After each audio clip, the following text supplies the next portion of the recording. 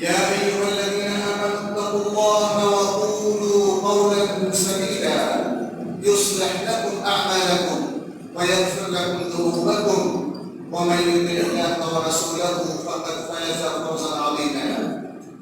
أما بعد فإن خير الكتاب كتاب الله وخير الهدي هدي محمد صلى الله عليه وسلم وشر الأمور محدثاتها وكل محدثة بدعة وكل بدعة ضلالة وكل ضلالة في النار. ثم أما بعد أيها المسلمون أوصيكم ونفسي بتقوى الله عز وجل، فإن التقوى وصية الله للأولين والآخرين ولجميع الأنبياء والمرسلين. فاتقوا الله يا عباد الله، اتقوا الله في علمكم وسركم وفي أقوالكم وأعمالكم وجميع شؤونكم. اتقوا الله في أولادكم واتقوا الله في إخوانكم وأزواجكم وعشيرتكم. نسأل الله سبحانه أن يجعلنا من عباده المتقين ويتقبل منا صالح أعمالنا إنه ولي ذلك والقادر عليه. أيها المسلمون, মহান আল্লাহ সুবহানাহু ওয়া তাআলা আমরা শুকরিয়া আদায় করছি যিনি এই জুমাবারে সালাতুল জুমার উদ্দেশ্যে আমাদেরকে সমবেত হওয়ার তৌফিক দিয়েছেন। কেন আমরা আজকে সালাতুল জুমা পড়ার জন্য আসলাম? কারণ আল্লাহ সুবহানাহু ওয়া তাআলা নির্দেশ দিয়েছেন আমাদেরকে إذا نودي للصلاة فاسعوا من يوم الجمعة فاسعوا إلى ذكر الله. যখন জুমার দিন আযান হয়, আহ্বান করা হয় আল্লাহর পক্ষ থেকে, তখন তোমরা আল্লাহর জিকিরের দিকে দৌড়ে যাও এবং আল্লাহর জিকির হলো সালাতুল জুমা।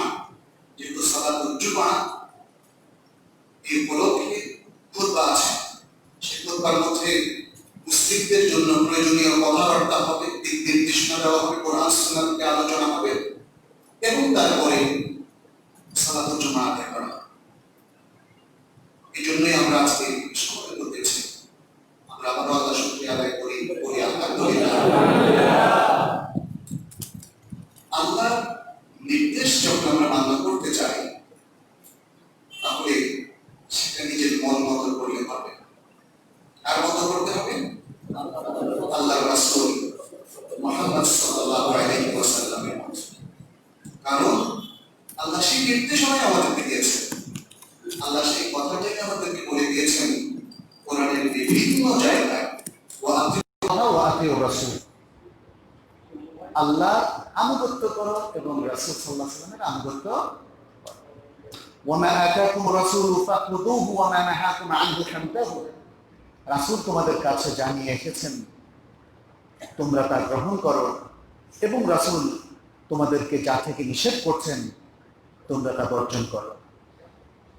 লাকাদ কানা লাকুম ফি রাসূলিল্লাহি উসওয়াতুন হাসানাহ লিমান কানা ইয়ারজুল্লাহা ওয়াল ইয়াওমাল আখির ওয়া যাকারাল্লাহা কাসীরা। নিশ্চয়ই তোমাদের জন্য রাসূলুল্লাহর মধ্যে রয়েছে উত্তম আদর্শ, উসওয়াতুন হাসানাহ, উত্তম আদর্শ, যারা আল্লাহ এবং আখিরাত দিবসের প্রত্যাশা করে এবং আল্লাহকে বেশি বেশি স্মরণ করে। আল কোরআনের মধ্যে আপনি দেখবেন সমস্ত নির্দেশনা কেন্দ্রীভূত করা হয়েছে একজন ব্যক্তিকে অনুসরণ করার উপর। একজন মাত্র, কয়জন ব্যক্তি? একজন। তিনি কে? মুহাম্মদ সাল্লাল্লাহু আলাইহি ওয়াসাল্লাম। কারণটা কি? কারণ মুহাম্মাদুর রাসূলুল্লাহ, মুহাম্মাদুর রাসূলুল্লাহ তিনি হচ্ছেন আল্লাহর রাসূল। তিনি ছাড়া আল্লাহর কোনো রাসূল নেই, শেষ রাসূল হিসাবে আর কেউ নেই। তিনি শেষ নবী এবং শেষ রাসূল। অতএব আল্লাহ সুবহানাহু ওয়া তাআলা মুহাম্মদ সাল্লাল্লাহু আলাইহি ওয়াসাল্লামের নবুয়তের মাধ্যমে পূর্বের সমস্ত শরীয়ত রহিত করে দিয়েছেন এবং কিয়ামত পর্যন্ত শরীয়ত মুহাম্মদ মুহাম্মদ সাল্লাল্লাহু আলাইহি ওয়াসাল্লামের শরীয়তকে তিনি জারি রেখেছেন এবং একমাত্র শরীয়ত হিসেবে স্বীকৃতি দিয়েছেন। অতএব মুহাম্মদ সাল্লাল্লাহু আলাইহি ওয়াসাল্লামের শরীয়ত ছাড়া তার কাছে গ্রহণযোগ্য নয়। এবং আল্লাহ সুবহানাহু ওয়া তাআলা যে ইসলামকে নাযিল করেছেন কার মাধ্যমে? মুহাম্মদ সাল্লাল্লাহু আলাইহি ওয়াসাল্লামের মাধ্যমে। কারণ জিবরীল ইসলামের এই রিসালাত নিয়ে এসেছেন মুহাম্মদ সাল্লাল্লাহু আলাইহি ওয়াসাল্লামের কাছে আল্লাহর নির্দেশে, এবং তারপর থেকে মুহাম্মদ সাল্লাল্লাহু আলাইহি ওয়াসাল্লামের উপর যে ইসলাম নাযিল হলো, যে ইসলামটা তিনি উম্মতের কাছে প্রচার করলেন, সেটাই হয়ে গেল একমাত্র ইসলাম, একমাত্র দ্বীন, একমাত্র দ্বীন। ইন্নাদ দীনা ইনদাল্লাহিল ইসলাম, আল্লাহর কাছে একমাত্র দ্বীন হচ্ছে ইসলাম। ওয়া মান ইয়াবতাগি গায়রাল ইসলামি দীনান ফালান ইউকবালা মিনহু। সুতরাং যে ইসলাম মুহাম্মদ সাল্লাল্লাহু আলাইহি ওয়াসাল্লামের উপর নাযিল হলো, সেই ইসলাম ছাড়া যদি কেউ অন্য কোনো কিছু তালাশ করে, সেটা ইসলাম নাম দিয়ে করুক অথবা অন্য কিছু দিয়ে করুক, সেটা আল্লাহ তাআলা কোশ্চেনকালেও কবুল করবেন না। এটাই কি আমরা বুঝতে পারছি না এই হাদিস থেকে, এই আয়াত থেকে? কারণ মুহাম্মদ সাল্লাল্লাহু আলাইহি ওয়াসাল্লামের ইসলাম ছাড়া আর কি কোনো ইসলাম আছে? না। মুহাম্মদ সাল্লাল্লাহু আলাইহি ওয়াসাল্লামের আদর্শ ছাড়া আর কি কোনো আদর্শ আছে? না। মুহাম্মদ সাল্লাল্লাহু আলাইহি ওয়াসাল্লামের দ্বীন ছাড়া আর কি কোনো দ্বীন আছে? না। মুহাম্মদ সাল্লাল্লাহু আলাইহি ওয়াসাল্লামের উপর নাযিলকৃত ওহী ছাড়া আর কি কোনো ওহী আছে? না। এটা যদি স্পষ্ট হয় তাহলে বুঝতে হবে আমরা যা কিছু করছি না কেন সব কিছুকে এই ওহীর আলোকে আমাকে পর্যালোচনা করতে হবে, দেখতে হবে আমি ওহীকে ঠিক মতো মানছি কিনা। কারণ যে কথাগুলো আমি বললাম, আমার বিশ্বাস মুসলিম বিশ্বে কেউ এটার সাথে দ্বিমত করবে না, করার কোনো সুযোগ নাই। যেহেতু করার কোনো সুযোগ নাই, আমরা শুধুমাত্র যেহেতু সেই ইসলামকে মান্য করি যে ইসলাম মুহাম্মদ সাল্লাল্লাহু আলাইহি ওয়াসাল্লামের মাধ্যমে এই মানব জাতি প্রাপ্ত হয়েছে, ভিন্ন কোনো ব্যক্তি যদি কিছু বলে, তার যদি কোনো দেখানো পথ থাকে, তার যদি দেখানো কিছু রসম রেওয়াজ থাকে, তাহলে সেটা গ্রহণযোগ্য হবে না। সেটাই আল্লাহ তাআলা বলছেন ফালান ইউকবালা মিনহু ওয়া মান ইয়াবতাগি গায়রাল ইসলামি দীনান ফালান ইউকবালা মিনহু। তার কাছ থেকে সেটা কোশ্চেনকালেও গ্রহণযোগ্য হবে না। এটা কিন্তু বলা হয়নি শুধু যারা অমুসলিম, যারা ইসলামে বিশ্বাসী নয়, আল্লাহকে বিশ্বাসী নয়, শুধু তাদের ক্ষেত্রে এটা বোঝানো হয়নি, বরং সবকিছুকে বোঝানো হয়েছে রাসূল সাল্লাল্লাহু আলাইহি ওয়াসাল্লামের আদর্শের পরিপন্থী যা কিছু, রাসূল সাল্লাল্লাহু আলাইহি ওয়াসাল্লামের সুন্নাহর পরিপন্থী, সেটা গ্রহণযোগ্য হবে। আজকে আমাদের সমাজে লক্ষ্য করলে দেখবেন যে কত কিছুই তো রাসূল সাল্লাল্লাহু আলাইহি ওয়াসাল্লামের সাথে মেলে না। মেলে অনেক কিছু দেখবেন যে মেলে না। আজকে আমাদের কবরগুলোতে দেখবেন যে কত রসম রেওয়াজ, কত ওরস, কত কিছু করা হচ্ছে। এগুলো কি রাসূল সাল্লাল্লাহু আলাইহি ওয়াসাল্লাম করেছেন? না। বিভিন্ন উপলক্ষে, সেটা ইবাদত হোক অথবা ইভেন সেটা মুআমালাত হোক, দেখবেন যে অনেক কিছু। শবে মেরাজের নামাজ, শবে মেরাজের নাম শুনেছেন না? 26শে রজব দিবাগত রাত্র, এটা আমাদের দেশে শবে মেরাজ হিসাবে পরিপালন করা হয় এবং এই রাত্রে বিশেষ নামাজ পড়া হয়। কিন্তু রাসূল সাল্লাল্লাহু আলাইহি ওয়াসাল্লামের কোনো হাদিস কি আছে? এখানে যারা ওলামায়ে কেরাম আছে তারাই বলুন না, রাসূল সাল্লাল্লাহু আলাইহি ওয়াসাল্লাম কি মেরাজের রাত্রিতে কোনো সালাতের কথা বলেছেন? এগুলো জাল অথবা অত্যন্ত দুর্বল কিছু হাদিস কেউ নিয়ে এসেছেন, যেগুলো আসলে হাদিস হিসাবে গ্রহণযোগ্য নয়। আরো সবচেয়ে বড় কথা হচ্ছে, মেরাজ কি 26শে রজব দিবাগত রাত্রে হয়েছিল? ইসলামের ইতিহাস পড়ে দেখেন, যারা ইসলামের ইতিহাস লিপিবদ্ধ করেছেন তারা কি বলেছেন যে আমরা সবাই একমত মেরাজ হয়েছিল 26শে রজব দিবাগত রাত্রে? বলেননি। কিন্তু এই রেওয়াজগুলো কিন্তু আমাদের সমাজে প্রচলিত হয়ে গেছে। এভাবে 12ই রবিউল আউয়াল উপলক্ষে দেখবেন যে কত কিছু, জশ্নে জুলুস, নাম শুনেছেন জশ্নে জুলুস? রাসূল সাল্লাল্লাহু আলাইহি ওয়াসাল্লাম কি জশ্নে জুলুস এ কথা বলেছেন? কোন হাদিসে এসেছে? কিন্তু তারপরেও চালু হয়েছে, এর দ্বারা বোঝা গেল যে ইসলামের নামে আমাদের গ্রামে গঞ্জে অনেক কিছু চালু হয়েছে যেটা আসলে ইসলামের অন্তর্ভুক্ত। যেমন আসেন এবার সামাজিক কিছু ক্ষেত্রে, বিবাহ শাদী, এক্ষেত্রে হলুদ অনুষ্ঠানকে কেন্দ্র করে যে সমস্ত রসম রেওয়াজ, এই গ্রামে গঞ্জে চালু হয়েছে, এটা কি ইসলামে আছে? এই যে বিবাহ উপলক্ষে আগে থেকে গান বাজনা চালু করে দেয় কলের গানে, আমি জানি না এখন আছে কিনা। আমি এক সময় তো লক্ষ্মীপুরেই পড়াশোনা করতাম, তখন দেখেছি যে কোনো বাড়িতে কলের গান চালা গেলে বুঝতে হবে সে বাড়িতে বিয়ে শাদী। অথচ এটা হলো শরঈ উপলক্ষ, এটা ইসলামী আক্ট না, বিবাহ সাথে ইসলামী বিধান না। কিন্তু দেখেন একদম শুরু থেকে শেষ পর্যন্ত খালি ইসলামের বিধান লঙ্ঘন করা, ছেলে মেয়ে একসাথে ফুর্তি করা, আচার অনুষ্ঠান, হলুদকে কেন্দ্র করে দেখবে হিন্দুয়ানা অনেক কিছু ঢুকে যায়নি, ঢুকে গেছে। এগুলো ইসলামে আছে? আল্লাহ কি বলেছেন যে এই এই ক্ষেত্রে তুমি আমার বিধান লঙ্ঘন করতে পারবা? বিবাহ শাদীতে তুমি যা ইচ্ছা তাই করতে পারবা, মুহাম্মদ সাল্লাল্লাহু আলাইহি ওয়াসাল্লাম সুন্নাত থেকে বের হয়ে গেলে কোনো অসুবিধা নাই এই ক্ষেত্রে বলছেন? ব্যবসা বাণিজ্যের ক্ষেত্রে কোরআন এবং শরীয়ত থেকে বের হয়ে গেলে কোনো অসুবিধা হবে না, এমন কিছু বলা হয়েছে? তাহলে সুদে কেন সম্পৃক্ত হচ্ছে? ঘুষ কেন কেউ কেউ নিচ্ছেন? প্রশাসনিক ক্ষেত্রে দুর্নীতি করলে কোনো অসুবিধা নাই, এমন কিছু কি হাদিসে এসছে? কোরআনে এসেছে? কিন্তু মুসলিমরাই তো এগুলো করছে, করছে না? আজকে ইবাদতের ক্ষেত্রে, দ্বীনি ক্ষেত্রে, ধর্মীয় ক্ষেত্রে, সালাত সাওম সহ আরো বিভিন্ন উপলক্ষে এবং মুআমালাতের ক্ষেত্রে, ব্যবসায় বাণিজ্য, প্রশাসন, শিক্ষা দীক্ষা, মুআমালাত, বিবাহ শাদী সব ক্ষেত্রে দেখবেন যে শরীয়তের ব্যাপক লঙ্ঘন কারা করছে? এই সমাজের মুসলিমরাই করছে।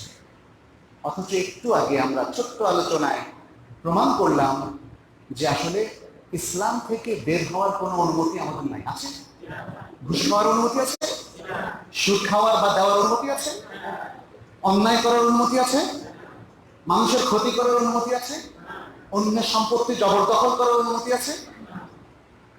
কেন করছি আমরা? আমাদের বুদ্ধি কোথায় গেল? আমাদের জ্ঞানটা কোথায় গেল? এই কিছু ভাবতে হবে। যেই সালাতটা আমরা আদায় করি, ওই সালাতটা কি রাসূলুল্লাহ সাল্লাল্লাহু আলাইহি ওয়াসাল্লামের সালাতের মতো হচ্ছে? এটা কি দেখার প্রয়োজন আছে না? কারণ কি? কারণ রাসূল সাল্লাল্লাহু আলাইহি ওয়াসাল্লাম বলেছেন, সাল্লু কামা রাআইতুমুনি উসাল্লি, আমাকে যেভাবে সালাত আদায় করতে দেখছো সেভাবে সালাত আদায় করো। আর কোরআনে তো সারাক্ষণই বলছে ওয়াকিমুস সালাত ওয়া আতুজ যাকাত ওয়া আকিমুস সালাত ওয়া আতুজ যাকাত, এবং আরো বিভিন্ন ভাবে বারবার সালাত কায়েমের কথা বলেছেন। সালাত কায়েম করবেন কি আপনার মন মতো না রাসূলুল্লাহ সাল্লাল্লাহু আলাইহি ওয়াসাল্লামের আদর্শ মতো? সালাতুল জুমআ কিভাবে আদায় করবেন? রাসূল সাল্লাল্লাহু আলাইহি ওয়াসাল্লামের আদর্শ মতো না নিজের মন মতো করে, নাকি গ্রামে গঞ্জে যেভাবে চলে সেভাবে? খুতবা, খুতবা তো সালাতুল জুমার একটা বিধান, তাই না? খুতবা, খুতবা কয়টা দেব আমরা? নাকি তিনটা? তাহলে দুই খুতবা খুব জরুরি একটা বিষয়। দুই খুতবা খুব জরুরি একটি বিষয়, কারণ রাসূল সাল্লাল্লাহু আলাইহি ওয়াসাল্লাম তার সারা জীবনে কখনোই তিন খুতবা দেন। এখন আমাদের মধ্যে একটু ইখতিলাফ আছে, কেউ কেউ হয়তো মনে করেন যে আরবিতেই খুতবা দিতে হবে, সেই কারণে তারা বলেন তাহলে আরবিতে যেটা দিলাম সেটা তো বুঝতে পারতেছে না মানুষ, সেই জন্যে অনেকে সেটা বাংলায় বুঝিয়ে দেওয়ার জন্য একটা পদ্ধতি অবলম্বন করছেন। কেউ সেটা জুমার পরে, কেউ সেটা জুমার আগে। জুমার আগে সেটাকে আর খুতবা বলা হচ্ছে না, বলা হচ্ছে বায়ান, বায়ান। কিন্তু এখানে আরেকটা প্রশ্ন, খুতবার ভিতরে আরবি কি বাধ্যতামূলক? সেখানে কি আরবি এবং বাংলা দুটো মিলিয়ে দেওয়া যায় না? এটা খুবই গুরুত্বপূর্ণ একটা মাসআলা, আমি সেটা নিয়ে একটু আলোচনা করতে চাই। কারণ এই বিষয়গুলো আজকে আমাদেরকে একটু চিন্তা করতে হবে। যারা উলামায়ে কেরাম আছেন তারাও একটু চিন্তা করবেন। এখানে কেউ কারোর উপর আমরা জোর করে চাপিয়ে দিচ্ছি না, কিন্তু চিন্তা করার তো অধিকার আছে, হকটা খুঁজে বের করে নেওয়ার অধিকার আমাদের আছে। আর আমরা এত কষ্ট করে এই যে ফাজেল কামিল করছি, এই যে দাওরা হাদিস পাশ করছি, এই কষ্টটা কেন? হককে পাওয়ার জন্য না? সত্যকে জানার জন্য না? রাসূল সাল্লাল্লাহু আলাইহি ওয়াসাল্লামের আসল সুন্নাহটা কি সেটা বের করার জন্য না? সুবহানাল্লাহ। যদি তাই হয় চলে না।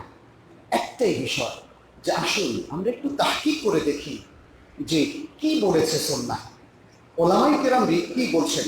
আজকের বিশ্বের বিখ্যাত সব উলামায়ে কেরাম অথবা fake council, Islamic fake council, আন্তর্জাতিক ইসলামিক ফেক কাউন্সিল আছে, যেখানে সারা বিশ্বের ওলামায়ে কেরামরা আছেন, এই উপমহাদেশের ওলামায়ে কেরাম আছেন, আরব দেশের ওলামায়ে কেরাম আছেন, মধ্যপ্রাচ্যের ওলামায়ে কেরাম আছেন, তারা সকলে মিলে কি বলছেন যে এই যে খুতবাটা আমরা দেখছি আরবি বাংলা অথবা আরবি ইংরেজি অথবা আরবি অনারব কোনো ভাষায় মিলিয়ে কি দেওয়া যাবে কিনা, এটা নিয়ে কিন্তু আমাদের মধ্যে একটা অনেক সময় ইখতিলাফ চলছে, কিন্তু সেই ইখতিলাফের নিরসন সম্ভব।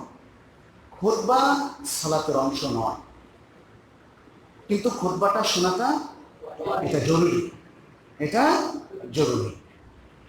যারা ধরেন আমাদের এই খুতবা না শুনে শেষে এসে সালাতে অংশগ্রহণ করলো, তার সালাত শুদ্ধ কিনা? তাহলে কি প্রমাণ হলো? খুতবা সালাতের অংশ না, অর্থাৎ সালাতের উপর খুতবাকে কিয়াস করা যাবে না। খুতবায় কি আলোচনা হয়? খুতবায় আলোচনা হয় এই এক সপ্তাহের মধ্যে বা বিগত এক সপ্তাহে অথবা এই সমসাময়িক সময়, এই কন্টেম্পোরারি টাইমে মুসলিমদের কি কি জিনিস জানা জরুরি, ঈমান আমল সহ এই সময়ে তাদেরকে কি দিক নির্দেশনা দেওয়া দরকার, সেটা কিন্তু খতিব সাহেব আলোচনা করেন। এটাকে যদি আমরা খুব সংক্ষেপে আরবিতে আলোচনা করে দিই তাহলে কি লাভ হলো বলেন? খুতবা তো নির্দেশনা থাকতে হবে, খুতবা যাদেরকে দিচ্ছি তাদেরকে বুঝাতে হবে। খুতবাকে আপনি সালাতের মতো কেন বলছেন? খুতবার উদ্দেশ্য হচ্ছে আলোচনা, খেতাবা, সম্বোধন করা। খতিব যিনি কথা বলেন, আলোচনা করেন। তাহলে আজকে আপনারা কেউ আরবি বুঝেন না, আমি আরবিতে বলে চলে গেলাম, কেমনে হলো? তাহলে আপনাকে তৃতীয় আরেকটা বয়ান বা খুতবায় যেতে হচ্ছে, অথচ তার কোনো প্রয়োজন নেই। আমরা দুটো খুতবার মধ্যেই এই আলোচনাটা পেশ করতে পারি। ওলামায়ে কেরাম যারা বলেছেন খুতবায় আরবিটা জরুরি, তারা বলেছেন অন্তত পক্ষে 2-3 মিনিট 4 মিনিট বললে ওয়াজিবটা ফরজটা আদায় হয়ে যায়। আমি তো আপনাদের সামনে মনে হয় অন্তত 3 মিনিটের বেশি এর মধ্যে আরবিতেই খুতবা দিলাম না? বাকি অংশ এখন বাংলায় দিতে অসুবিধা কোথায়? তাহলে শুনুন, এই প্রসঙ্গে আমরা দেখতে পাচ্ছি যেমন হাশিয়াত ইবনে আবেদিনের মধ্যে রেফারেন্সটা আমার কাছে আছে, উনি বাংলায় খুতবায় দেওয়াটা রেকমেন্ড করেছেন। হানাফি মাযহাবে অনেক বড় বড় আলেমদের বাংলায় খুতবা দেওয়া জায়েজের পক্ষে মত আছে। স্বয়ং ইমাম আবু হানিফা রাহিমাহুল্লাহ এমনকি সালাতেও ফার্সি ভাষায় কেরাতের কথা বলেছিলেন, কোন কোন রেওয়ায়েত পাওয়া যায়, যদিও সত্যিকার হক মানে সত্য হচ্ছে যে তিনি সে মত থেকে রুজু করেছেন, ফলে সালাতের মধ্যে আরবিতে কেরাত পড়াটা ফরজ হওয়ার ব্যাপারে আর কোনো দ্বিমত না। তাহলে খুতবার ব্যাপারে বোঝাই যাচ্ছে ইমামদের স্ট্যান্ডটা কি। সৌদি আরবের যে ইসলামিক ফিকহ কাউন্সিল আছে সেখানে স্পষ্ট করে একটা রেজুলেশন তৈরি করা হয়েছে যে অন্য ভাষায় খুতবা দেওয়া যাবে। শেখ মোহাম্মদ বিন সালেহ বিন উসাইমিন সৌদি আরবের অনেক বড় একজন আলিম ছিলেন, যাকে এই যুগের ইবনে তাইমিয়া বলা হয়। তিনিও স্পষ্ট করে বলেছেন খুতবা অনারবদের উদ্দেশ্যে যদি দেওয়া হয় তাহলে ফুল আরবি ভাষায় খুতবা দেওয়া এটা যাবে না, বরং তাদেরকে বাংলায়ও অথবা যে ভাষাভাষীদের উদ্দেশ্যে খুতবা দিচ্ছেন সেই ভাষায়ও খুতবা দেয়া যেতে পারে। আরবি যদি এখানে লোকজন বুঝে অনারব ভাষা তো আরবিতে খুতবা দিব আমরা, অসুবিধা নেই। কিন্তু আরবি যদি না বুঝেন তাহলে আরবিতে খুতবা শুরু করে খুতবাতুল হাজা দিয়ে তারপরে কিছু নসিহা করে কিছু কোরআনের আয়াত বলে তারপরে আমরা বাংলা খুতবা দিতে কোনো অসুবিধা নাই। এটাই হচ্ছে রাসূল সাল্লাল্লাহু আলাইহি সাল্লামের সুন্নাহকে অনুসরণ করা। কারণ আজকে যদি আপনারা যান মালয়েশিয়া, ইন্দোনেশিয়া, ইউরোপ, আমেরিকার বিভিন্ন দেশে সমস্ত বড় বড় মসজিদে খুতবা হয় দুটো, এবং যে যার ভাষায় আরবির পাশাপাশি খুতবা দিচ্ছে, আরবিতেও দিচ্ছে এবং অন্য ভাষায় দিচ্ছে, কিন্তু খুতবা দুটো।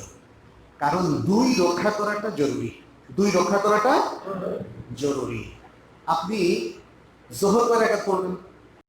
4 রাকাত। জুমা কয় রাকাত পড়বেন? 2 রাকাত। এখানে কি বাড়তি কমতি কোনো সুযোগ নাই। এখন যে কোনো যুক্তির কারণেই হোক আপনি এই দুইটাকে অ্যাকসেপ্ট করতে পারেন। এই ব্যাপারে আরো অনেক আলোচনা আছে, যারা ইখতিলাফ করছেন আমরা সেটাকেও সম্মান করি। ওলামাদের মধ্যে মুহাক্কিক ওলামাদের অনেকেই বলেছেন যে না আরবিতেই দিতে হবে, সেটা তাদের মত।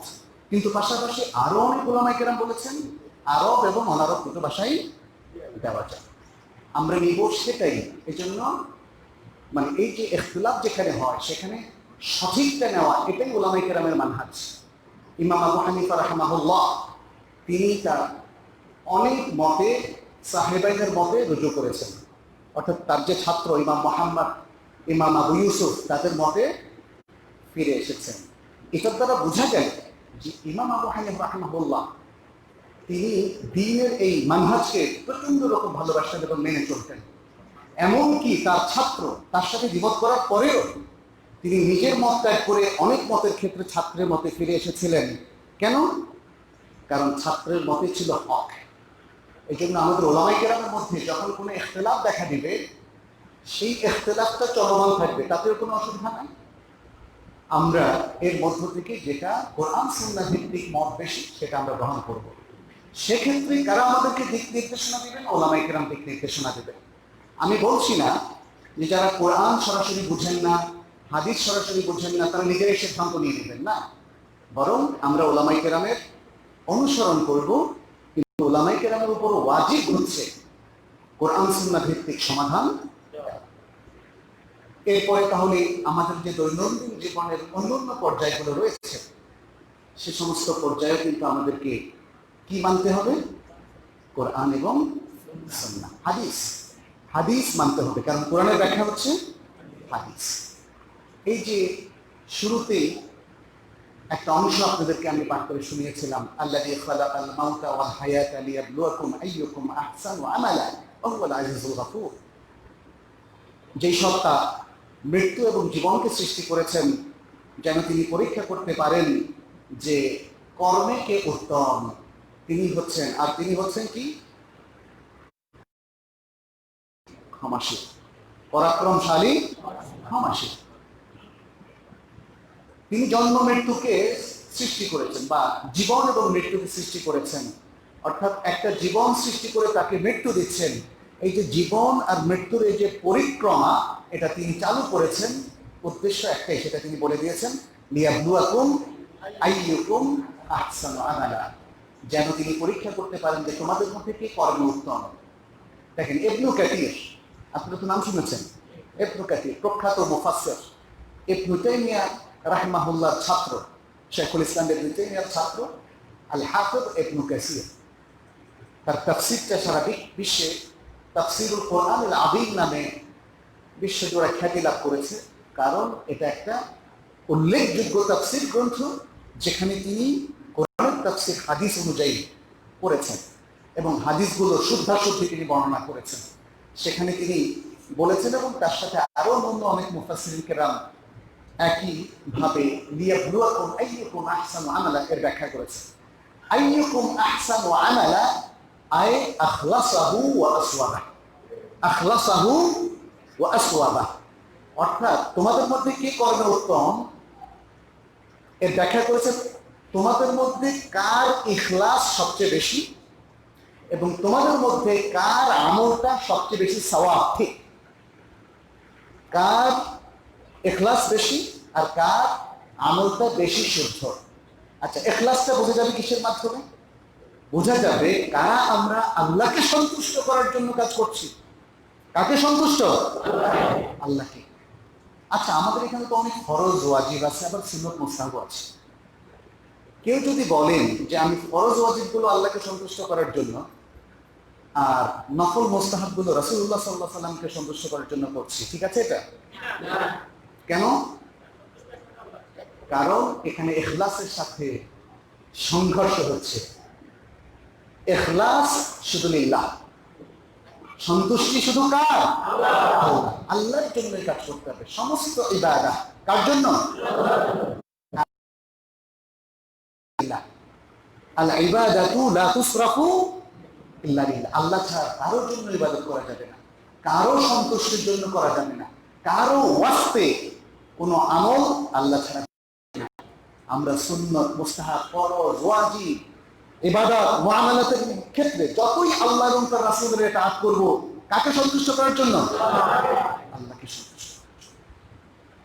আমরা অন্য ধর্মের কৃষ্টি কালচারকে বাদ দেব, শুধু ইসলামের কৃষ্টি কালচারকে অনুসরণ করব।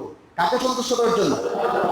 আমরা ইসলামিক পদ্ধতিতে তথা রাসূলুল্লাহ সাল্লাল্লাহু আলাইহি ওয়াসাল্লামের সুন্নাহ মোতাবেক আমল করব, ইবাদত করব, সালাত করব, যাকাত দেব, সিয়াম রাখবো। কাকে সন্তুষ্ট করার জন্য? আমরা আমাদের মুআমালাতের ক্ষেত্রে সুদ, ঘুষ, দুর্নীতি এগুলোকে বর্জন করব। কাকে সন্তুষ্ট করার জন্য? আমরা তাকওয়া অবলম্বন করার চেষ্টা করব প্রত্যেকটা কাজে। কাকে সন্তুষ্ট করার জন্য? পাপ বর্জন করার চেষ্টা করব এবং অন্যায় জুলুম বর্জন করার জন্য চেষ্টা করব। কাকে সন্তুষ্ট করার জন্য?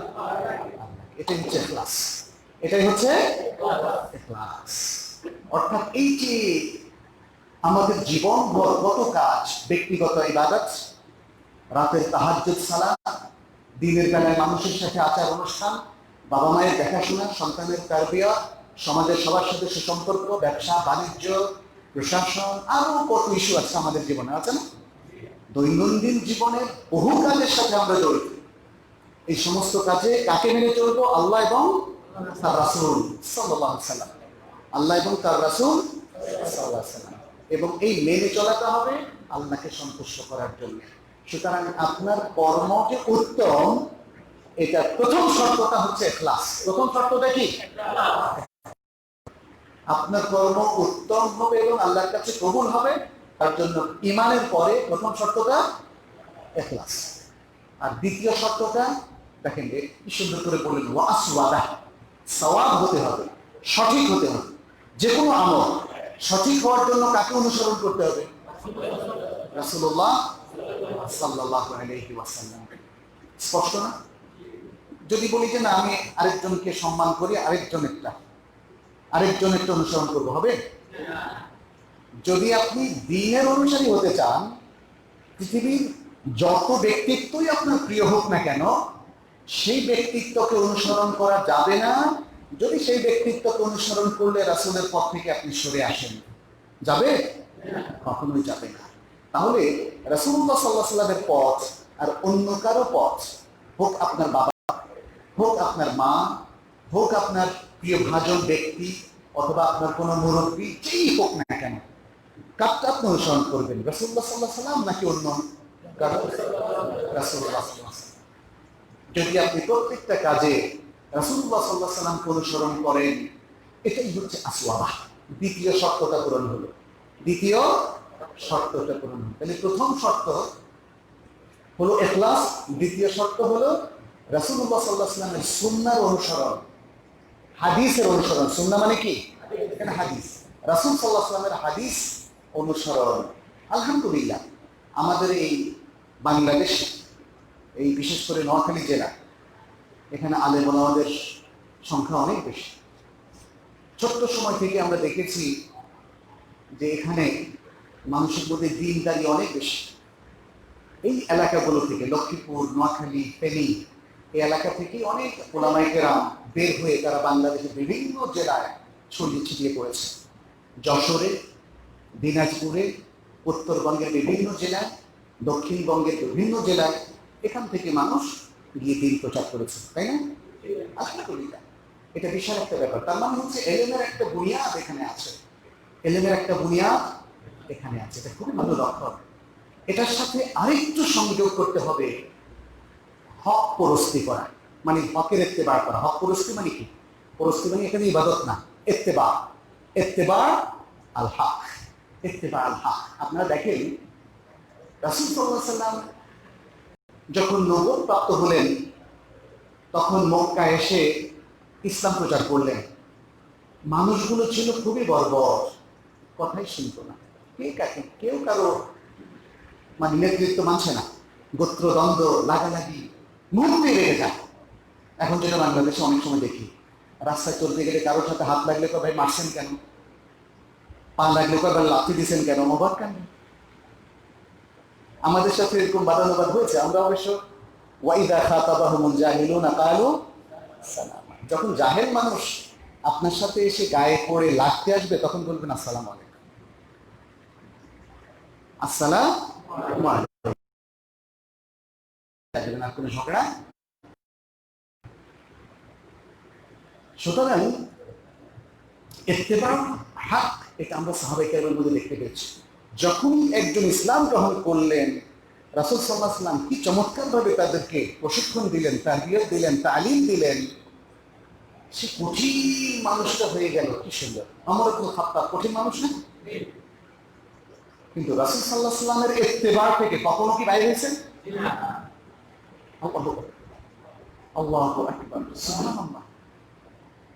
এত কঠিন মানুষকে কিভাবে এত গলিয়ে ফেললো মানুষ? সফট, আবার হকের উপরে কঠিন। আচরণে কি ভালো মানুষ হয়ে গেলেন, কিন্তু হকের উপরে কঠিন। একবার ইসলাম গ্রহণ করার পরে সাহাবাই কেরামের কেউই কিন্তু বাতিলের দিকে যান নাই, গিয়েছেন? সাহাবাই কেরাম তাওহীদকে জানার পরে, হাদিসকে মেনে নেওয়ার পরে, রাসূল সাল্লাল্লাহু আলাইহি ওয়াসাল্লামের সুন্নাহকে ইত্তেবা করার পরে আর কি কখনো শিরকের দিকে আগ্রহ পোষণ করেছেন? শিরকে লিপ্ত হয়েছেন? তারা সুন্নাহর পথে চলার পরে কখনো কি বিদআতের পথে চলেছেন? কারণ আমাদের প্রিয় রাসূল সাল্লাল্লাহু আলাইহি ওয়াসাল্লাম বলেছেন, ইয়াকুম ওয়া মুহদাসাতিল উমুর ফাইন্না কুল্লা মুহদাসাতিন বিদআহ ওয়া কুল্লা বিদআতিন দালালাহ ওয়া কুল্লা দালালাতিন ফিন-নার। সাবধান, সাবধান, তোমরা দ্বীনের মধ্যে নতুন নতুন উদ্ভাবিত, নতুন নতুন প্রচলিত কাজকর্ম থেকে বিরত থাকবে। কারণ প্রত্যেক দ্বীনের মধ্যে নব উদ্ভাবিত আমল হচ্ছে বিদআহ, প্রত্যেক বিদআহ হচ্ছে দালালা, ভ্রষ্টতা, এবং প্রত্যেক ভ্রষ্টতা জাহান্নামের দিকে নিয়ে যায়। কিন্তু একটু লক্ষ্য করুন, যারা আজকে বেদআহ করছে তারা কি সওয়াবের আশা করছে না?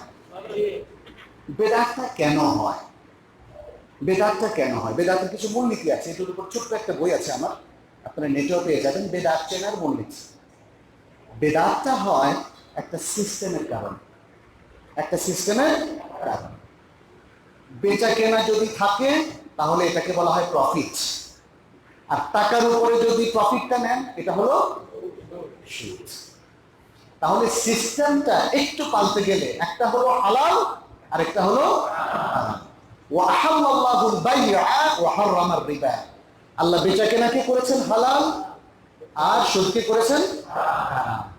বেচা কেনা যদি শরীয়তের পদ্ধতিতে হয় তাহলে সেটা হালাল, আর যদি আপনি সুদ নেন তাহলে সেটা হারাম।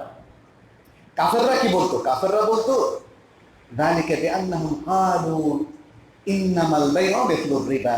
তারা বলতো বেচা কেনা শুধু একই জিনিস, প্রফিট। কি সেটা? প্রফিট। বলতে দেখেন, আমার কাছে 10,000 টাকা আছে, আমি সেটা লাগাইয়া 12,000 টাকা পাইলাম, এটাও প্রফিট। আর আপনি 10,000 টাকা দিয়ে একটা জিনিস কিনা 12,000 টাকা বিক্রি করলেন, আপনারও 2,000 টাকা লাভ, আমারও 2,000 টাকা লাভ। তো সমস্যা কোথায়? আপনাদের বুদ্ধি শুদ্ধি কম। আপনারা সুদ বইলা একটা সুযোগ নষ্ট করতেছেন, এটাকে সুদ নাম দিয়া নষ্ট করতেছেন। আমি তো ব্যবসাও করতে পারি, আবার সুদেও টাকা লাভ করতে পারি, লাভ কি? অসুবিধা কি? দুইটা তো একই জিনিস। এখানে 2,000 টাকা স্পষ্ট, আর এখানে আমি 2,000 টাকা প্রফিট করলাম। এটা কারা বলতো? কাফেররা বলতো। যালিকা বিআন্নাহুম ক্বালু ইন্নামাল বাই'উ মিথলুর রিবা। আসলে কি দুটো এক জিনিস? ওরা মনে করছে আমরা মুসলিমরা বোকা, বুঝি না। কিন্তু আল্লাহ কাদের পক্ষ নিয়েছেন? এখানে মুসলিমদের পক্ষ নিয়েছেন। আল্লাহ বলেছেন, ওয়া আহাল্লাল্লাহুল বাই'a ওয়া হারামার রিবা। একরকম না রে ভাই, একরকম না। আপনি বেদাত করছেন আর বলছেন এটা আমাদের কাছে ইবাদত, আপনাদের কাছে বেদাত, আমাদের কাছে ইবাদত। ভাই, এটা তো আপনার কাছে মনে হলে হবে না। ইসলামের নিয়ম আছে, ইসলামের মানহাজ আছে, ইসলামের দলিল আছে। সেই দলিলের আলোকে আপনাকে বুঝতে হবে যে এটা কখন বেদাত হয় আর কখন ইবাদত। আপনি বেদাতকে ইবাদত হিসেবে চালু করে দিবেন, এটা হবে না। এখন ইবাদতের নামে বিভিন্ন গ্রুপ আছে, এরা ঢোল বাজার, ভান্ডারি গ্রুপ আছে না, ঢোল বাজার, ছেলেমেয়েরা একসাথে নাচে। এটা কিন্তু আপনি যাই দেখেন সারা রাত তারা করে, এটা তাদের কাছে ইবাদত। আপনি গোলাপশাহ মাজারে যান, দেখবেন যে সেখানে মাজারের কাছে চাইতেছে, মাজারেওয়ালার কাছে চাচ্ছে, এটা তাদের কাছে ইবাদত। এবং তারা মনে করে এই গোলাপশাহ মাজারে যদি কিছু টাকা দিয়ে চায়, ওই মাজারওয়ালার কাছে চায়, তাহলে কবুল হবে। ইয়াদুবিল্লাহ, এটা শিরক না? কিন্তু এই শিরকটা তাদের কাছে ইবাদত। এখন আপনার কাছে ইবাদত হলেই কি সেটা ইবাদত হয়ে যাবে? আপনি কোরআন সুন্নাহর কাছে আসতে হবে না? যারা ডাক্তার তারা ঔষধ দেয় কি মন মতো নাকি তাদের নলেজের আলোকে ঔষধ দেয় বলেন তো? নলেজের আলোকে। কোন ডাক্তার যদি আপনারা এখানে অনেকেই আছেন, কোন ডাক্তার যদি টের পান যে সে ডাক্তারি শাস্ত্রের আলোকে ঔষধ দেয় না, সে মন মতো ঔষধ দেয়, সবদার ডাক্তারের মতো। সবদার ডাক্তারের কবিতাটা পড়েছিলেন? সে সবদার ডাক্তারের মতো তার ঔষধের সিস্টেম, প্রেসক্রিপশনের সিস্টেম। যারা নলেজেবল ডাক্তার, জ্ঞানী ডাক্তার, তারা যে প্রেসক্রিপশনটা দেয় ইনি তার সবসময় বিপরীতটা দিবেন। হার্টের অসুখ, কিডনির ওষুধ দেয়, কিডনি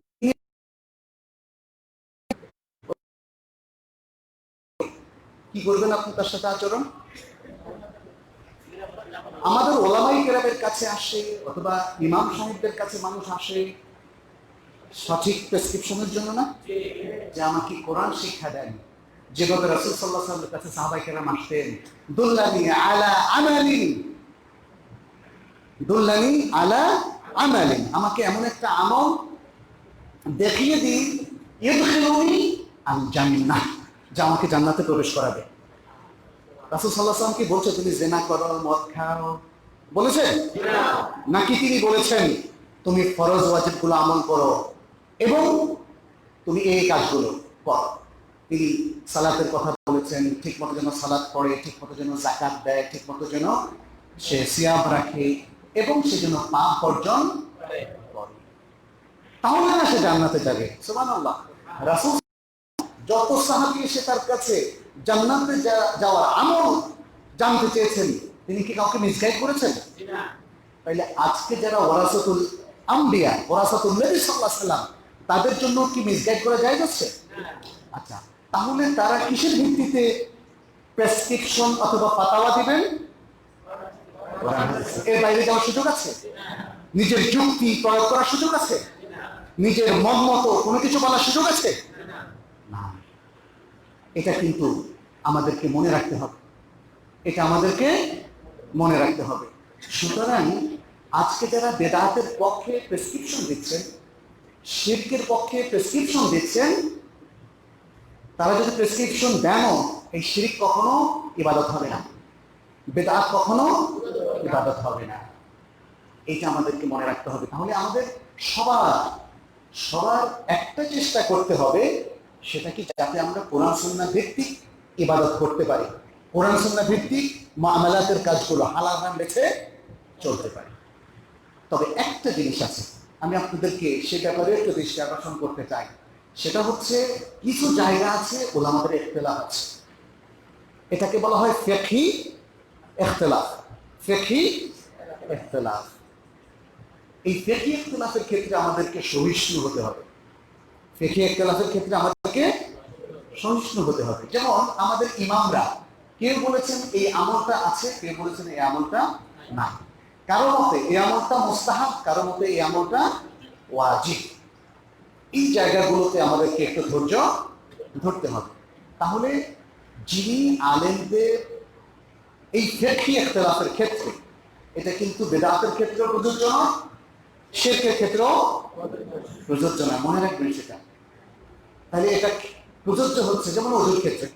অজুর ক্ষেত্রে মুআলাত মানে হচ্ছে অঙ্গ প্রত্যঙ্গগুলো ধারাবাহিকভাবে ধোয়া, যেন শেষ অঙ্গ অন্য অঙ্গ ভিজে থাকতে থাকতে আপনি ধুয়ে ফেলতে পারেন। এটাকে বলা হয় কি? মুআলাত। এটা ইমাম মালিকের মতে ফরজ, কিন্তু অন্যদের মতে এটা, অন্য অনেক আলেমদের মতে, ইমাম আবু হানিফা রাহমাহুল্লাহ সহ অনেকের মতে এটা সুন্নাহ, মানে মুস্তাহাব।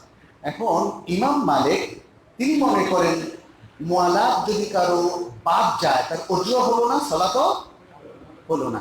কিন্তু তিনি কি বলেছেন, ইমাম আবু হানিফা রাহমাহুল্লাহ অথবা তার অনুসারী কোনো ব্যক্তি মুআলাত যদি বাদ হয়, তাহলে তো তারা বলবে যে মুস্তাহাব বাদ গেছে, তাহলে সালাত শুদ্ধ, ওযু শুদ্ধ।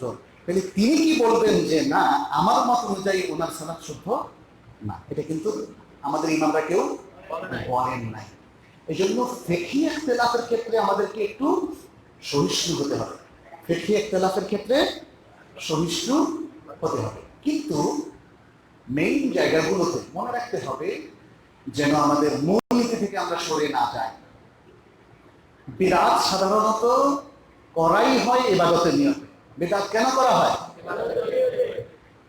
আমাদের গ্রামে গঞ্জে দেখেছি নতুন ঘরে উঠলে মিলাদ পড়ায়, পরীক্ষার আগে মিলাদ পড়ায়। এখন অবশ্য সবাই জেনে ফেলেছেন আলহামদুলিল্লাহ, মিলাদ পড়ার কোনো রসম রেওয়াজ যে ইসলামে নাই সেটা সবাই জেনে ফেলেছেন। আমার এক মামা, আমি তখন টুমচর মাদ্রাসায় পড়তাম, আমার মামা একদিন আমাকে বললো, আমি না টুমচর থেকে পড়ে আমি তখন মদিনায় পড়তাম, বেড়াতে আসলাম নানার বাড়ি, লক্ষ্মীপুরে আমার নানার বাড়ি। তা আমার এক মামা আমাকে বললো, আমার মায়ের চাচাতো ভাই বললো যে মঞ্জুর তুমি আসতে খুব ভালো হয়েছে, একটা মিলাদ দিতে চাইছিলাম, একটা মিলাদটা করিয়ে দাও। হ্যাঁ, তা আমি তো বুঝছি যে ওটার সেই নলেজটা নাই যে আসলে মিলাদের কোনো অনুষ্ঠান ইসলামে নাই। আমি তখন বললাম, মামা আমি কি আপনাকে আরো ভালো কিছু পরামর্শ দিব কিনা, যাতে আপনিও বেনিফিটেড হন এবং আপনি যার জন্য এই কাজটা করতে চাচ্ছেন তিনিও মৃত ব্যক্তি বেনিফিটেড হয়। হ্যাঁ হ্যাঁ বলো বলো, তোমরা মদিনায় গেছো নিশ্চয়ই ভালো পরামর্শ দিবা। তখন আমি বললাম যে এই টাকাটা আপনি এইভাবে সাদাকা করে দেন, খুব সহজ হয়ে গেল জিনিসটা। তাতে একজন গরিব দুঃখী মানুষের দেখেন দুনিয়ার উপকার হলো, হলো না? এই সাদাকাটা আল্লাহ কবুল করবেন না? কারণ সে আল্লাহর ওয়াস্তে করতেছে, মৃত ব্যক্তি বেনিফিটেড হলো না? আর সেও নিশ্চিন্ত, আলহামদুলিল্লাহ একটা সহি আমল করলাম, সেও কি সওয়াব পাবে না? দেখেন কতগুলো একটা আমলের মাধ্যমে কতগুলো ভালো কাজ হলো। সে আল্লাহকে সন্তুষ্ট করলো, সে গরিবের লোকের উপকার করলো, সে মৃত লোকটার উপকার করলো, এবং সে নিজেও স্যাটিসফাইড, পরিতৃপ্ত যে আমি একটা ভালো আমল করলাম। সুবহানাল্লাহ। এভাবেই, এই কারণেই আল্লাহ সুবহানাহু ওয়া তাআলা ইসলামের প্রত্যেকটা কাজের জন্য 10 গুণ সওয়াব দেন, কারণ ইসলামের প্রত্যেকটা আমলের এর পরিণতি, এর পুরস্কার মাল্টিপল, অর্থাৎ বহুমুখী। ইসলামের প্রত্যেকটা আমলের বেনিফিট এবং উপকার কল্যাণ বহুমুখী। সমাজ উপকৃত হয়, রাষ্ট্র উপকৃত হয়, বিশ্ব উপকৃত হয়, মানুষ উপকৃত হয়, প্রতিবেশী উপকৃত হয়, আপনার পরিবারের সবাই উপকৃত হয়। সুবহানাল্লাহ, সুবহানাল্লাহ। আমরা অনেকেই শুধু সওয়াব বলি। এই জন্য আমার প্রিয় ভাইরা, সম্মানিত উপস্থিতি, আপনারা কোরআন সুন্নাহ ভিত্তিক জীবনযাপন করবেন। মুসলিমের সমস্ত বেনিফিট, কল্যাণ কনফাইন্ড, সীমাবদ্ধ কোরআন এবং সুন্নাহ অনুসরণের মধ্যে। কোরআন সুন্নাহ থেকে যদি কেউ বের হয়ে যান, মনে রাখবেন আপনার কাছে যদি মনে হয় আপাত দৃষ্টিতে আপনি লাভ করলেন, কিন্তু আপনি সত্যিকার অর্থে লাভ করলেন না। আপনার যেই আমলগুলোকে আপনি মনে করছেন আপনার দুনিয়া আখিরাতের কল্যাণ, অথচ সেটা শিরক। আল্লাহ বলছেন লা ইন আশরাকতা লা ইয়াহবাতান্না আমালুক, যদি তুমি শিরক করো তাহলে তোমার সমস্ত আমল বাতিল হয়ে যাবে। এরকম আয়াত কোরআনে অনেক আছে। ইন্নাহু মান ইউশরিক বিল্লাহ ফাকাদ হারামাল্লাহু আলাইহিল জান্নাহ, যে ব্যক্তি কোনো শিরক করে শুধু তার আমল বাতিল না, আল্লাহ এই আয়াতে বলছেন সূরা আল মাইদার মধ্যে যে আল্লাহ তার উপর জান্নাত হারাম করে দিয়েছে। আর এত কষ্ট করে যে সমস্ত ইবাদতগুলো আপনারা করছেন, খেয়াল করছেন না সেটি কি ইবাদত হচ্ছে নাকি বিদআত হচ্ছে, সেটা কিন্তু বাতিল হয়ে যাবে। রাসূল সাল্লাল্লাহু আলাইহি সাল্লাম আরো বহু হাদিসে বলেছেন, বুখারী মুসলিমের হাদিস, মান আহদাথা ফি আমরিনা হাযা মা লাইসা মিনহু ফাহুয়া রাদ্দুন, যে ব্যক্তি এই দ্বীনের মধ্যে এমন কোনো নতুন আমল চালু করে যেটা দ্বীনের অন্তর্ভুক্ত নয়, সেটা প্রত্যাখ্যাত, রিজেক্টেড, বাতিল। এবং মুসলিমের আরেকটা রাওয়াতে তিনি বলেছেন, মান আমিলা আমালান লাইসা আলাইহি আমরুনা ফাহুয়া রাদ্দুন, যে ব্যক্তি এমন কোনো আমল করে, সেটা চাই ইবাদত হোক বা মুআমালা হোক, যার উপর আমাদের দ্বীন প্রতিষ্ঠিত নয়। এটা ইবাদতের ক্ষেত্রেও হয়, আবার মুআমালাতের ক্ষেত্রে সুদ কি ইসলামের উপর প্রতিষ্ঠিত? অথবা চুরি করা, চোরাই সম্পত্তি না, কোনোটাই না। আবার ইবাদতের ক্ষেত্রেও আপনাকে দেখতে হবে, আপনি যদি নতুন কিছু চালু করেন, যেমন জায়নামাজের দোয়া, আমাদের দেশে জায়নামাজের দোয়া একটা চালু আছে না? ইন্নী ওয়াজ্জাহতু ওয়াজহিয়া, কোথায় পেয়েছেন এটা? কোথায় পেয়েছেন? কোন হাদিসে পেয়েছেন? আপনি কি সেই ব্যক্তি যাকে আল্লাহ অধিকার দিয়েছেন যে আপনি একটা আমল চালু করে দেবেন? তাহলে আমাদেরকে সতর্ক হতে হবে প্রিয় ভাইয়েরা, সতর্ক হতে হবে। আমি জানি, আমি নিজেও এখনো তলেবুল ইলম, আমরা এলেম অনুসন্ধান করছি, শিখছি, কারণ মৃত্যুর আগ পর্যন্ত আমাদের শিখেই যেতে হবে প্রতিনিয়ত। আজকেও আমার সাথে ছিলেন আব্দুল কুদ্দুস, উনি প্রশ্ন করছিলেন, আমি কিছু কিছু জিনিস তাহকিক করছিলাম। আমরা সব জানতাম নই, কেউ আমরা সব জানতাম নই, কিন্তু জানার সোর্সগুলো তো আমাদের কাছে আছে, আছে না? হককে জানার সোর্স আছে না? তাহলে বাতিলের পক্ষে জেদ করার কোনো সুযোগ নাই, ভুলের পক্ষে জেদ করার কোনো সুযোগ নাই। আমাদের মানহাজ হচ্ছে যেটা আমাদের সাহাবাই কেরামের মানহাজ, তাবেঈদের মানহাজ, সমস্ত ইমামদের মানহাজ। চার ইমাম, ইমাম আবু হানিফা রাহিমাহুল্লাহ, ইমাম মালিক রাহিমাহুল্লাহ, ইমাম শাফিঈ, ইমাম আহমদ ইবনে হাম্বল রাহিমাহুল্লাহ রাহমাতান ওয়াসিআ, এবং তাদের পরবর্তী মুহাদ্দিসিন কেরাম, ফুকাহা কেরাম, সবার মানহাজ হচ্ছে আমরা জ্ঞান অনুসন্ধান করছি, আমরা ইলম তালাশ করছি, অর্জন করছি শুধু হককে, হককে চিহ্নিত করার জন্য। আর আমরা সবাই আতবাউল হক, হকের অনুসারী, সত্যের অনুসারী। অতএব যখনই আমাদের কাছে স্পষ্ট হয়ে যাবে যে এইটা ঠিক নয়, যদিও সেটা আমি 40-50 বছর ধরে আমল করে আসছি, যখন আমার কাছে স্পষ্ট হয়ে যাবে আমার এই 40-50 বছরের আমল ঠিক নয়, তখন আমি হকের দিকে চলে আসবো। আবু সুফিয়ান কে ছিলেন বলেন তো? রাসূল সাল্লাল্লাহু আলাইহি ওয়াসাল্লাম। আবু সুফিয়ান মক্কার কুরাইশ গোত্রের একজন সর্দার ছিলেন না? ছিলেন না? সে আবু সুফিয়ান শেষ পর্যন্ত ইসলাম গ্রহণ করেছে কিনা বলেন? এই আবু সুফিয়ান কি সে যখন উহুদ যুদ্ধ, বদর যুদ্ধ, খন্দকের যুদ্ধ, মুসলিমদের বিপরীতে যুদ্ধ করেছে না? পোড় খাওয়া একজন মানুষ, সেই সমাজের নেতৃত্বের আসনে আসীন একজন মানুষ, সেই লোকটা তার বিগত জীবনের সমস্ত ভুলকে স্বীকার করেছেন না? নেতৃত্বের বিশাল লোক সংবরণ করে বিসর্জন দিয়ে রাসূলুল্লাহ সাল্লাল্লাহু আলাইহি ওয়াসাল্লামের নেতৃত্বকে তিনি কবুল করেছেন এবং বলেছেন, আশহাদু আল্লা ইলাহা ইল্লাল্লাহ ওয়া আশহাদু আন্না মুহাম্মাদার রাসূলুল্লাহ। আজকে আমাদের কি হলো? আমরা কেন এত জেদ করছি? কেন ভাবছি যে আমি যা বলছি, আমার ওস্তাদ যা বলছেন, অথবা আমাদের এলাকায় লোকজন যা বলছে সেটাই সত্য? আপনার ওস্তাদ, আপনার মুরব্বী, আপনার এলাকার ব্যক্তিবর্গ, তাদের চাইতে কি আল্লাহ রাসূল বড় না, নাকি ছোট? মানে এই ধরনের কম্পারিশন তো হতে পারে না, এই ধরনের তুলনাই তো হতে পারে না। আল্লাহ রাসূলের সাথে আপনি অন্য মানুষদের তুলনা করবেন, এটা কি গ্রহণযোগ্য না? মনে রাখবেন, যদি কোনো বাতিলের পক্ষে জেদ করেন, যদি কোনো শিরকের পক্ষে জেদ করেন, যদি কোনো বিদআতের পক্ষে জেদ করেন, যদি কোনো ভুলের পক্ষে জেদ করেন, তাহলে আপনি আল্লাহ রাসূলের চাইতে আপনার নিজেকে প্রাধান্য দিলেন। আল্লাহ রাসূলের চাইতে আপনি আপনার প্রিয় ভাজন ব্যক্তিত্বদেরকে প্রাধান্য দিলেন। আমি বলছি এই জন্য, শুরুতে আমি বলে নিয়েছি, আপনার কিন্তু তাহকিক করার সুযোগ আছে, আছে না? আজকে যদি বলেন আমি কিতাব পাই না, সমস্ত কিতাব এখন নেটে আছে, ইলেকট্রনিক লাইব্রেরিতে আছে। হাদিসের সমস্ত কিতাব, তাফসীরের সমস্ত কিতাব এবং আধুনিক ওলামায়ে কেরামের সমস্ত কিতাব এখন নেটেই আছে। আপনি নেটে একটু সার্চ দিয়ে পড়ে নেবেন। এবং এটা এমন নয় একজনের কিতাব আরেকজনের নামে টুইস্ট করা হয়েছে, না, কোনো সুযোগ নাই। খুব যে কিতাবটা বাজারে পাওয়া যাচ্ছে তার পিডিএফটা পাওয়া যাচ্ছে। অতএব আজকের ওলামায়ে কেরাম তারা যদি সচেতন হন, তারা জনগণকে গাইড করতে পারেন, তারা আমাদের মুসলিম ভাই বোনদেরকে সঠিক দ্বীনের পরিচিতি তুলে ধরতে পারেন। আমি যদি আজকে কোনো ভুলের মধ্যে থাকি এবং সেটা স্পষ্ট হয়, আমার উচিত হবে তওবা করা, এবং আমরা সেটা করি, আমাদের ওলামায়ে কেরাম সেটা করেছেন, আমি কেন করব না?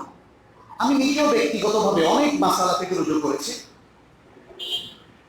এটা দ্বারা কি মনে হয়? আমরা কি কোনো সুযোগ সুবিধা নেওয়ার জন্য এটা করেছি? তা হক। আমাদের কাছে হক হচ্ছে সবচেয়ে বড় জিনিস, সত্য হচ্ছে সবচেয়ে বড় জিনিস, সবচেয়ে বড় সম্পদ। মুসলিমের সবচেয়ে বড় সম্পদ হচ্ছে হক। অতএব এই হকের ইত্তেবা তাকে করতে হবে, অনুসরণ তাকে করতে হবে। এবং হকের ভান্ডার হচ্ছে দুটো, আল কোরআন এবং সুন্নাহ। এই মানহাজের উপর ছিলেন সাহাবায়ে কেরাম, তাবেঈন, সমস্ত ইমাম। দেখেন, আবু বকর রাদিয়াল্লাহু তাআলা আনহুর কাছে যখন, আমাকে তো টাইমটা বলা হয়নি, অনেক টাইম হয়ে গেছে, ইনশাআল্লাহ আমি শেষ করে দেবো খুব অল্প সময়ের মধ্যে শেষ করব। এক ব্যক্তি এসে বলল যে আমার দাদির কি কোনো মিরাস আছে কিনা? তিনি বললেন, লা আ'লামু লাকা ফি কিতাবিল্লাহ হিসসাতান, যে আমি আল্লাহর কিতাবে আপনার জন্য কোনো হিস্সা পাচ্ছি না। তখন এক সাহাবী এসে দাঁড়ালেন, বললেন, না, সামি'তু আন্না রাসূলুল্লাহ সাল্লাল্লাহু আলাইহি ওয়াসাল্লাম ক্বাদা লিল জাদ্দাতি আস-সুদুস, আমি রাসূল সাল্লাল্লাহু আলাইহি ওয়াসাল্লামের কাছে শুনেছি যে তিনি দাদের জন্য 1/6 কারার দিয়েছেন, সিদ্ধান্ত দিয়েছেন।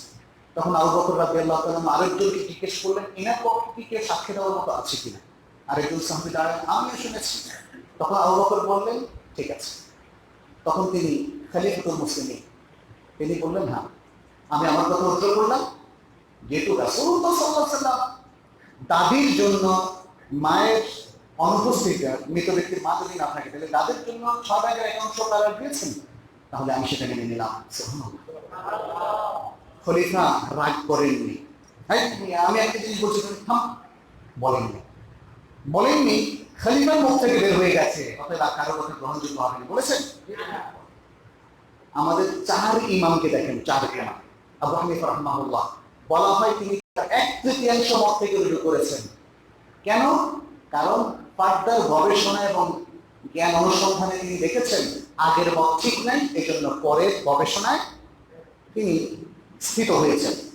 ইমাম মালিক অনেকগুলোতে তিনিও রুজু করেছেন।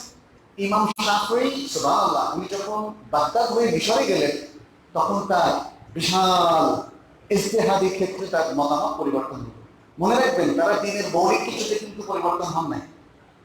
দ্বীনের মৌলিক কিছুতে পরিবর্তন হন নাই। কোন জায়গায়?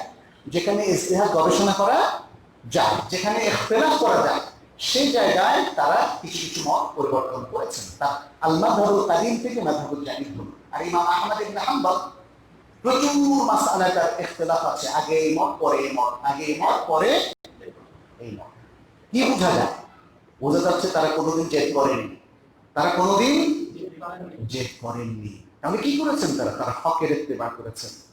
যখনই হক পেয়েছেন, যার কাছে পেয়েছেন, তাকে বলছেন জাযাকাল্লাহ খায়র, জাযাকাল্লাহ খায়র, আল্লাহ আপনার ভালো করুন, আপনি আমাকে হকটা দেখিয়ে দিয়েছেন। আজকে আমাদের উচিত হচ্ছে সেটা করা। আমি আপনাদেরকে বলবো,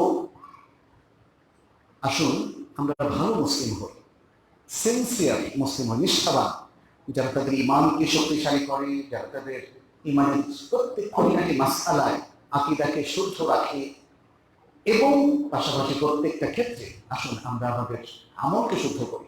আমলকে শুদ্ধ করার ফর্মুলা খুবই সহজ, কোনো জটিলতা নাই। জটিলতা হচ্ছে যে আপনি যদি এর অনুসরণ করেন, ওই তরিকার অনুসরণ করেন, এই ব্যক্তির অনুসরণ করেন, ওই দলের অনুসরণ করেন, তখনই জটিলতা তৈরি হয়। মুসলিম যদি সিম্পলি রাসূল সাল্লাল্লাহু আলাইহি ওয়াসাল্লামকে অনুসরণ করে, তাহলে কোনো জটিলতা হবে না। এবং এক্ষেত্রে আপনারা উলামায়ে কেরামের সাহায্য নেবেন, নিজেকে বড় স্কলার বানিয়ে নেবেন না, উলামায়ে কেরামের সাহায্য নেবেন, তাদের প্রতি শ্রদ্ধা রাখবেন। এবং আমি আশা করি যে আমাদের উলামায়ে কেরাম আগের তুলনায় এখন অনেক সচেতন, অনেক বেশি তারা জ্ঞানের দিকে অগ্রসর, তারা অনেক বেশি তাহকিক করেন। ফলে আশা করছি আমাদের উলামায়ে কেরাম আপনাদেরকে সঠিকভাবে গাইড করবেন। আমরা আল্লাহর কাছে দোয়া করি, আল্লাহ যেন আমাদের ভালো আমলগুলোকে কবুল করে। আর আরেকটা বিষয় সেটি হচ্ছে আখলাক। মুসলমানদের সবচেয়ে দুর্ভিক্ষ চলছে এই আখলাকের জায়গাটা। একজন আরেকজনের সাথে মেজাজ দেখা, গালিগালাজ, কথাবার্তা, প্রতিবেশী সুলভ আচরণ নাই, সুন্দর সম্পর্ক নাই, স্বার্থের সম্পর্ক, স্বার্থ ক্ষুণ্ণ হলেই খুনাখুনি, লাগালাগি, মারামারির মধ্যে চলে যায়। এটা শহর থেকে গ্রামে গঞ্জে আরো বেশি হচ্ছে। এগুলো আপনারা পরিহার করবেন। সুন্দর মুসলিম, সুন্দর যে আখলাকের পরিচয় দিয়েছে সাহাবায়ে কেরাম, সে আখলাকটাকে আপনার সামনে নিয়ে আসবেন। এই দুনিয়াতে আপনাকে ত্যাগ করতে হবে, কিন্তু দুনিয়ায় জীবন থাকতে একটু ত্যাগ করা শিখেন। মানুষের জন্য হাত বাড়িয়ে দেন, সাহায্যের হাত বাড়িয়ে দেন। আত্মীয় স্বজনের জন্য টাকা খরচ করেন, মৃত্যু পরে খরচ করতে পারবেন না। এই টাকা জমিয়ে রেখে যাচ্ছেন কোটি কোটি টাকা, কে খরচ করবে? না। হালাল না হারাম পথে সেই গ্যারান্টি আছে না। অতএব আসুন আমরা প্রত্যেকেই ভালো মুসলিম হই, আখলাক রক্ষা করি, সুন্দর আচরণ করি, আলেমদের সাথে সুন্দর আচরণ করি, তাদেরকে যথাযোগ্য সম্মান দেই, এবং আমাদের প্রতিবেশী এবং আশেপাশে যারা আছেন তাদের সবার সাথে সুন্দর আচরণ করি। আল্লাহ আমাদেরকে তৌফিক দান করুন। আল্লাহ আমাদের মনটাকে সুন্দর করে দিন, ঈমানকে পরিপূর্ণ করে দিন, আমলকে সহিশুদ্ধ করে দিন। কোরআন সুন্নাহকে যেন আমরা জীবনের সবচেয়ে গুরুত্বপূর্ণ সোর্স অফ নলেজ হিসেবে গ্রহণ করতে পারি, সে তৌফিক দান করুন। আমাদেরকে ভালো মুসলিম হওয়ার তৌফিক দান করুন। আকুলু কাওলি হাযা ওয়া আস্তাগফিরুল্লাহ লি ওয়া লাকুম ওয়া লিসাইরিল মুসলিমিন ইন্নাহু হুয়াল গফুরুর রাহিম।